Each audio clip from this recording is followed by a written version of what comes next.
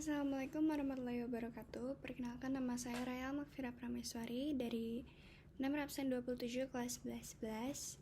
Hari ini saya akan membacakan mengerjakan tugas dari Pak Angga, yaitu saya mengambil nomor 2, di mana saya akan berperan untuk mewakili sudut pandang warga Tiongkok di tahun 1912 yang mendukung Sun Yat-sen ataupun warga tahun 1949 yang mendukung Mao Zedong.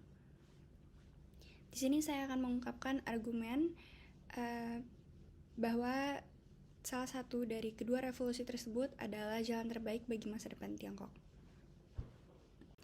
Baik, di sini sebelumnya saya memilih untuk menjadi pendukung Sun Yat-sen yang mendirikan Republik Tiongkok. Mengapa? Karena yang pertama, dengan mendukung Sun Yat-sen, itu harapan saya dapat menjadi akhir dari monarki feodal yang menindas rakyat. Dikarenakan seperti yang kita tahu, dinasti Qing itu gagal melindungi rakyat. Pemerintahan turun-temurun hanya memikirkan kekuasaan dan bukan kesejahteraan rakyat. Selain itu, rakyat juga tidak punya suara. Jadi di bawah republik, kekuasaan itu kembali ke tangan rakyat, bukan kaisar. Maka dari itu, saya memilih republik atau menjadi pendukung Sun Yat-sen. Yang kedua, itu mengharapkan nasionalisme yang kuat.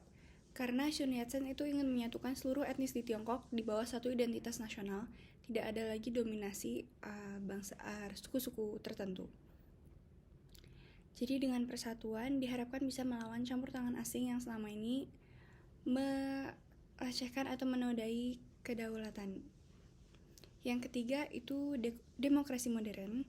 Jadi dengan Sun Yat-sen itu memperjuangkan sistem pemerintahan yang memberi rakyat hak memilih pemimpin.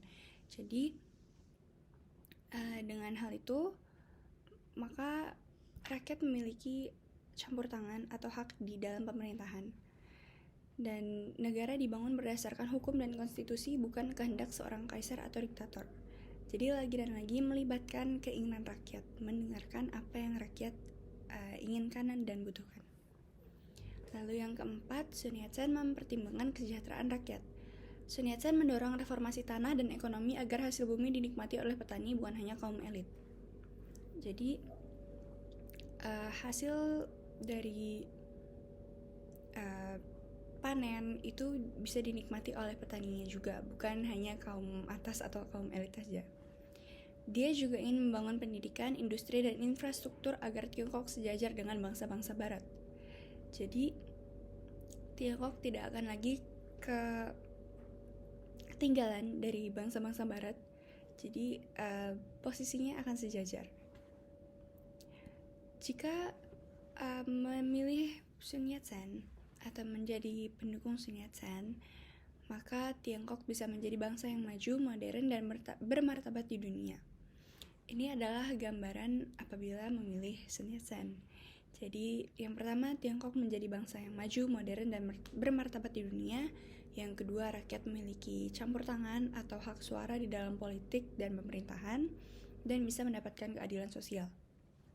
Lalu dapat mendapatkan pemerintahan yang bersih dan bekerja untuk kepentingan semua orang atau seluruh masyarakat, bukan hanya kaum elit dan bangsawan.